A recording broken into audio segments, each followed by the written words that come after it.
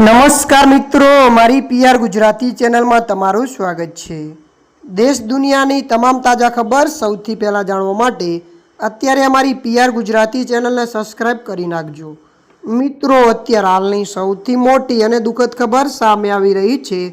જી આ મિત્રો, આપને જણાવી દઈએ કે પ્રખ્યાત શૂટરનું નિધન। જી આ મિત્રો, વિગતવાર આપણે વાત કરીએ તો ભારતીય શૂટિંગ કોચ અને ભૂતપૂર્વ એશિયન ગેમ્સના સ્વર્ણચંદ્રક વિજેતા જસપાલ રાણાનું 49 વર્ષની વયે અવસાન થયું છે।